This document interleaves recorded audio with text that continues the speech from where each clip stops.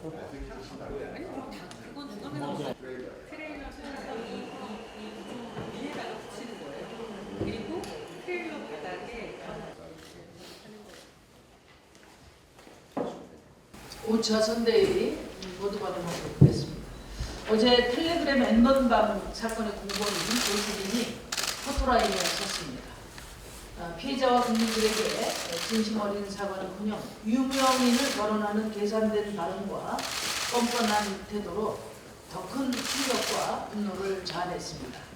문재인 대통령께서 철저한 수사와 엄벌을 지시했고 검찰이 특별수사 TF를 구성하고 경찰도 가담자 신원 공개와 함께 철저한 수사를 약속한 만큼 N번방은 물론이고 유사한 디지털 성범죄를 모두 색출해서 단호하게 처벌해야 합니다. 그런데 수사와 처벌만 가지고는 안 됩니다. 이런 일이 다시 반복되지 않도록 하기 위해서는 국회가 자기 책임을 다해야 합니다. 생산자, 유통자, 소비자 모두를 강력 처벌하고 피해자들을 보호하는 N번방 방지법을 제정해야 잔인하고 흉악한 디지털 성범죄 뿌리를 뽑을 수 있을 것입니다. 디지털 성범죄 문제가 사회적으로 대두된 지 오래됐고 N번방 문제도 작년 11월에 언론에 보도되면서 청원이 시작됐습니다. 그러나 국회는 법사위에서 청원한다고 다 법 만드냐면서 외면했습니다. 이제 더 이상 미뤄서는 안 됩니다. 제가 지난주에 원포인트 임시국회를 소집해서 N번방 방지법을 총선 전에 제정하자고 주문한 바 있습니다. 이에 대해서 더불어민주당과 미래통합당 원내대표들은 총선 이후에 하겠다고 했는데 이는 들끓는 국민의 분노를 외면하는 것입니다. 그리고 그동안 국회가 국민들로부터 불신을 키워온 용두사미 정치를 반복하겠다는 것은 다름 아닙니다. 윤희상 의장께서도 신속한 입법을 주문했고 어제 관련 상임위인 과방위원회에서도 논의가 진행됐습니다. 여야가 마음만 먹으면 선거 전에 법안을 통과시킬 수 있습니다. 그래서 다시 제안합니다. 정의당은 선거운동을 하루 중단하더라도 원포인트 임시국회를 열어서 N번방 방지법을 총선 전에 처리할 것을 다시 한번 더불어민주당과 미래통합당에게 강력하게 촉구합니다.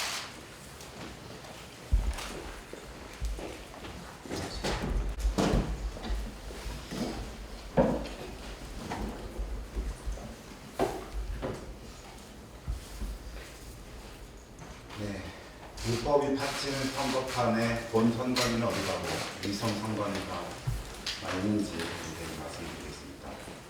비례 위성 정당을 둘러싸고 모 정당과 위성 정당 간 지지 호소 행위가 도를 넘어 누가 더 불법을 잘하나 경쟁으로 치닫고 있습니다. 양당은 지금 전쟁 중입니다. 강령 당원 당규는 누가 더 카피를 잘했나, 누가 더 많은 의원 렌탈 서비스를 제공할 것인가, 누가 더 위장 전입을 더 많이 시킬 것인가, 당대표 중 누가 더 분명하게 위성정당 지지 호소를 하나, 누가 더 자매간 애정 넘치는가. 이 모두가 누가 더 대놓고 불법을 잘하는가 경쟁 중입니다. 이 모든 불법 행위는 선관위가 관련법이 없다는 이유로 모두 허용하고 있기 때문입니다. 당 대표들이 대놓고 나서니 각 지역의 후보들이 아예 대놓고 지지 운동을 하고 있습니다. 스스로를 대통령의 복심이라고 말하는 윤건영 후보는 대놓고 비례정당 커밍아웃을 통해 대통령을 지키기 위해서는 더불어 시민당을 지지해야 한다고 호소해 나섰습니다. 공직선거법은 후보자, 선거사무장, 선거역사무소장, 선거사무원, 회계책임자, 연설원, 대당 토론자는 다른 정당이나 선거구가 같거나 일부 겹치는 다른 후보자를 위한 선거운동을 할 수 없다고 규정하고 있습니다. 명백한 불법입니다.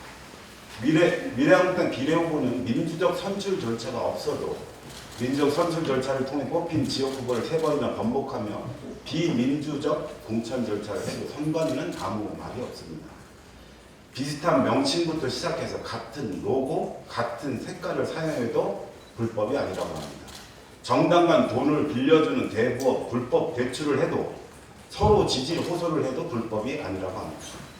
이제 역사상 최악의 불법을 조장하는 선관위는 수수방관 수준이 아니라 가능하다면 적극 조장하고 나서는 수준까지 이르렀습니다.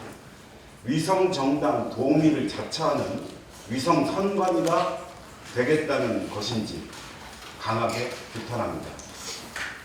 정의당은 지난 선관위 항의 방문에 이어서 다시 또 한 번 항의 방문에 나섭니다. 양당 기득권 정당이 민주주의를 오염시킬 때 선관위는 민주주의를 지키는 최후의 보루가 될 것인지 같은 오염원이 될 것인지 지금 바로 선택해야 합니다. 18세 첫 투표를 하는 청소년들에게 2020년 총선이 어떤 투표로 기억될 것인지 선관위는 지금 답을 해야 할 때입니다.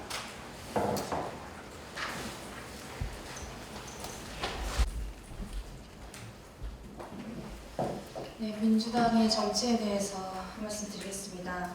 신기한 일입니다. 민주당을 닮은 두 연합정당이 있는데 하나는 가짜라고 합니다. 더불어시민당과 열린민주당 이름을 합하면 더불어민주당인데 그 중에 하나는 가짜다. 글쎄 잘 모르겠습니다. 어제 더불어민주당 이해찬 대표께서 열린민주당을 가짜라고 못 박았습니다. 더불어시민당 예방을 받는 자리에서 더불어시민당은 전당원 투표를 통해 참여한 유일한 연합정당이라고 찍혀 세우면서 열린민주당에 대해서는 민주당 명칭을 쓰는 정당이 있는데 민주당과 문재인 정부를 사칭하는 것에 불과하며 정치 도의에 어긋나는 일이라고 깎아내렸습니다. 다른 회의에서는 민주당을 참칭하지 말 것을 부탁드린다고도 했습니다.